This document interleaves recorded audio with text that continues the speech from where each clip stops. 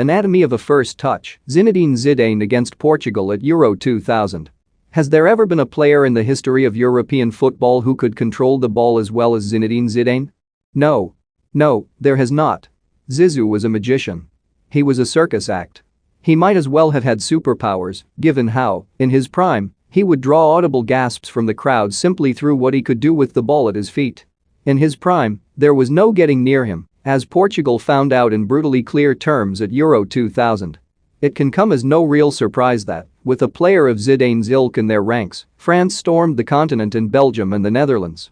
They became only the second team in history to win a World Cup and the European Championships back-to-back, and it was largely down to Zidane taking the absolute P. He drew comparisons to Diego Armando Maradona for the way he was dictating games, dodging tackles and slaloming through opposing defenses, and you can make a one-man highlight reel from any of the 5 French victories on their way to lifting the trophy in Brussels.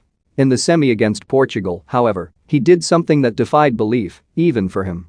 And we're not talking about his golden goal penalty that won the game for France in extra time. The moment of magic came in initially innocuous circumstances in the second half of normal time.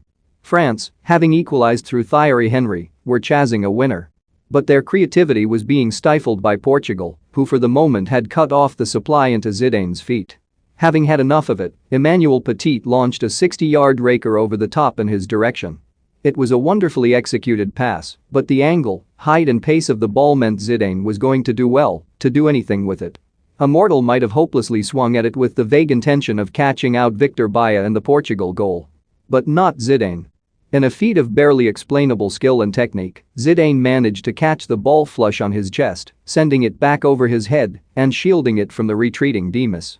In the blink of an eye, he then turned his body 180 degrees and caught it with the outside of his right boot just as it hits the canvas. Where did the ball go? Did it skew off down the touchline? Did it trundle harmlessly into the possession of one of the 3 covering Portugal defenders who were actively willing him to make a mistake? Nope, it stops dead, exactly where Zidane wanted it, and he races off into space before whipping in across to Thierry Henry. You can watch the whole thing unfold in the space of about 4 seconds in the Twitter clip above, 106.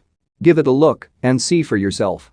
Had the striker, diving and craning his neck to meet it, not slipped at the crucial moment, this would have gone down as one of the all-time great